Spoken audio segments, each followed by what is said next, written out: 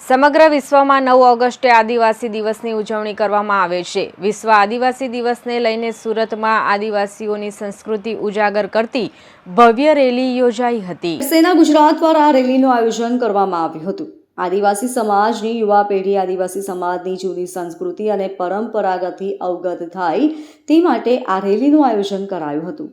આદિવાસીઓના હથિયાર તેમજ પરંપરાગત પહેરવેશ આ રેલીમાં જોવા મળ્યા હતા। સુરતના લોકો પણ આદિવાસી પરંપરા વિશે જાણે તે હેતુથી સુરતના અમરોલી વિસ્તારમાં આ રેલી યોજવામાં આવી હતી। ચુસ્ત પોલીસ બંદોબસ્ત સાથે આ રેલીનું આયોજન કરવામાં આવ્યું હતું। રેલીમાં આદિવાસી નૃત્ય લોકોના આકર્ષણનું કેન્દ્ર રહ્યું હતું।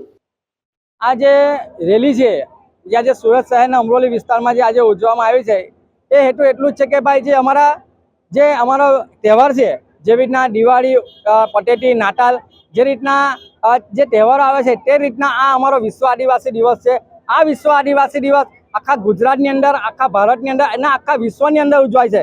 બીજી એક વાત કે સુરત સિટીની અંદર અમે લોકો જે અમારા અત્યારની જે આવનારી પેઢી છે એ આવનારી પેઢી અમારી સંસ્કૃતિ ભૂલી ગઈ છે કે ભાઈ આપણે રહેણી કહેણી શું છે, આપણી સંસ્કૃતિ શું, એને ઉજાગર કરવા માટે અમે દર વર્ષે સુરત શહેરની અંદર અમે વિશ્વ આદિવાસી દિવસ અમે ઉજવીએ છીએ।